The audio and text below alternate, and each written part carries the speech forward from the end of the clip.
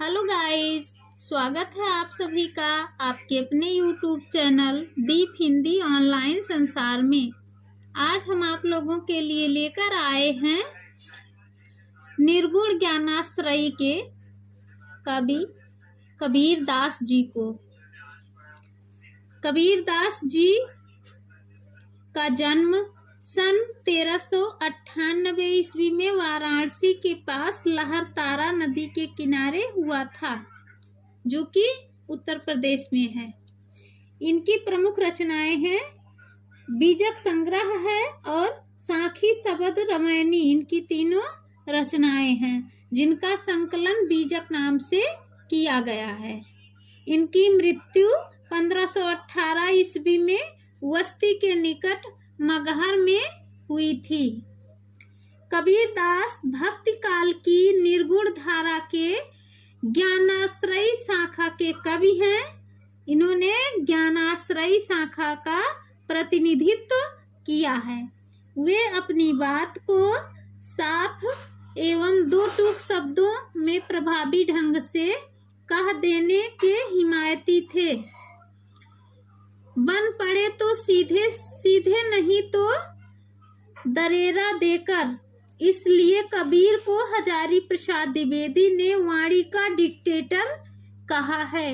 ये इनके बारे में बहुत महत्वपूर्ण कथन है जो किसने कहा है? हजारी प्रसाद द्विवेदी जी ने कहा है। पेपर में पूछ लिया जाता है कि वाणी का डिक्टेटर कबीर दास को किस कवि ने कहा था? तो हजारी प्रसाद जी ने।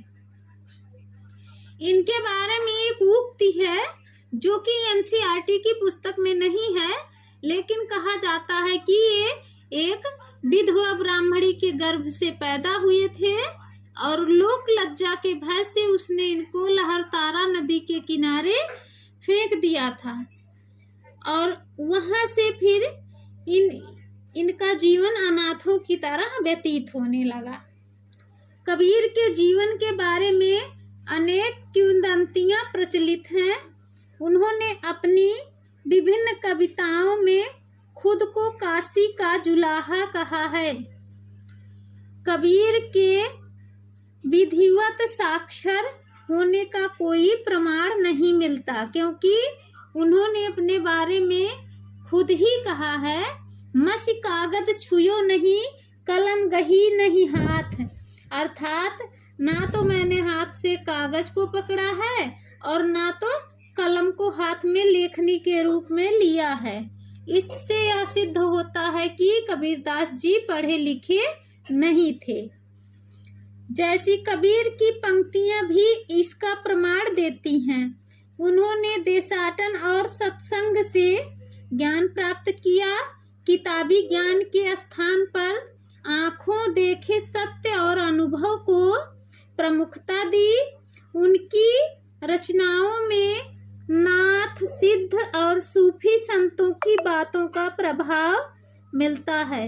वे कर्मकांड और वेद विचार के विरोधी थे तथा जाति पाति भेद, वर्ण भेद और संप्रदाय भेद के स्थान पर प्रेम, सद्भाव और समानता का समर्थन करते थे। उनकी कई उक्तियां हैं जो इस पुस्तक में नहीं है, लेकिन आपको बता रहे हैं। उन्होंने कहा है कि पाहन पूजे हर मिले तो मैं पूजूं पहाड़, तासे तो चाकी भली पी सिखाए संसार। उन्होंने कहा है कि निर्गुण धारा के कवि थे, इसलिए उन्होंने कहा है कि पत्थर को पूजने से कुछ मिलने वाला नहीं है। उससे तो अच्छा है कि चक्की से आटा पीसना, अर्थात चक्की को चलाने पे आटा मिलेगा और पूजा करने से कुछ भी नहीं मिलेगा, कबीर दास के मतानुसार। यहाँ प्रस्तुत पद में कबीर ने परमात्मा को सृष्टि के कण कण में देखा है, ज्योति रूप में स्वीकारा है तथा उसकी व्याप्ति चराचर संसार में दिखाई है। इसी व्याप्ति को अद्वैत सत्ता के रूप में देखते हुए विभिन्न उदाहरणों के द्वारा रचनात्मक अभिव्यक्ति दी है। पद जयदेव सिंह और वासुदेव सिंह द्वारा संकलित संपादित कबीर वांग्मय खंड 2 शब्द से लिया गया है। कबीर दास जी का पद है, हम तो एक एक कर जाना, दुई कहाँ तिनहि को दोजक, जिन नाहिन पहचाना। कबीर दास जी कहते हैं कि हमने इस संसार में एक एक करके संसार के समस्त व्यक्तियों को देख लिया है। दोई कहाँ तिनहि को दोजक, एक दूसरे को लोग दोजक कहते हैं, अर्थात ये कहते हैं कि तुम गलत कार्य करोगे तो तुम दोजक अर्थात नरक में जाओगे। जिन नाहिन पहचाना, खुद अपने आप को लोग देखते नहीं हैं और दूसरों के बारे में गलत सिद्धांत रखते हैं। यही मत है कबीर दास जी का। एक पवन एक ही पानी, एक ज्योति समाना। कबीर दास जी कहते हैं परमात्मा अर्थात परमेश्वर एक है, जो जिसके द्वारा यहाँ पे कबीर दास जी ने समस्त लोगों को समानता का भाव सिखलाया है। उनकी निगाह में कोई जाति भेद नहीं है, अर्थात ना तो कोई ब्राह्मण है, ना तो कोई क्षत्रिय है, ना तो कोई शूद्र है, ना ही वैश्य है। समाज के समस्त लोग एक ही समान है। इसलिए उन्होंने कहा है कि हम तो एक एक कर जाना, अर्थात हम तो समाज के समस्त लोगों को एक ही जाति का मानते हैं। दोई कहाँ तिनहि को दोजक, कुछ लोग कहते हैं एक दूसरे को दोजक अर्थात नरक में जाने वाला, लेकिन जिन नाहिन पहचाना, वो खुद को नहीं पहचान पाते हैं। एक पवन एक ही पानी, सभी व्यक्तियों के लिए एक ही प्रकार की हवा है। पवन मीन्स हवा होती है। एक ही पानी है अर्थात संसार के समस्त लोगों को हवा भी एक प्रकार से बराबर में मिल रही है और पानी भी बराबर में ही मिल रहा है। एक ज्योति समाना, और एक ही परमात्मा के यहाँ सबको जाना है।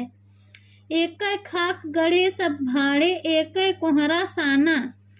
वो कहते हैं कि एक खाक गढ़े सब भाड़े, अर्थात एक ही ईश्वर ने सबको बनाया है। एक कोहरा साना, और ईश्वर जो कुम्हार रूपी है, हम लोगों को बनाने वाला हम लोग बर्तन है तो बनाने वाला ईश्वर जो है वो कुम्हार है। एक कोहरा साना, एक ही तरीके से उसने संसार के समस्त लोगों को देखा है, रखा है। जैसे बाढ़ी काष्ठ की काटे, अग्नि न काटे कोई।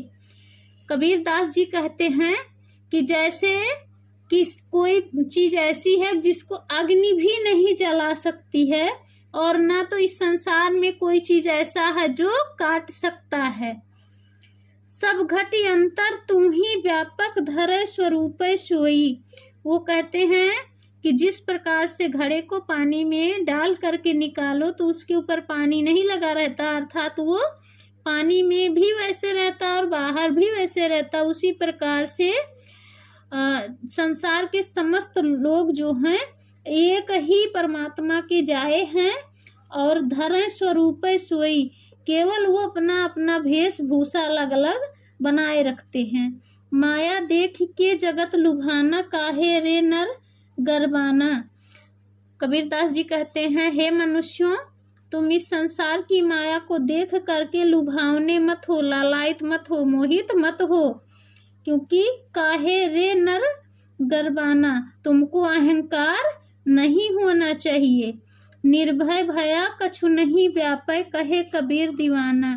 कबीर दास जी कहते हैं निर्भय हो जाओ, कछु नहीं व्यापय, तब तुमको किसी प्रकार का कष्ट नहीं होगा। कहे कबीर दीवाना। कबीर दास जी कहते हैं कि तुम दीवाना बनो तो किसके? परमात्मा के। धन्यवाद। यदि आप सभी को कबीर दास जी का जीवन और पद पसंद आए तो लाइक, सब्सक्राइब, शेयर करना ना भूलें।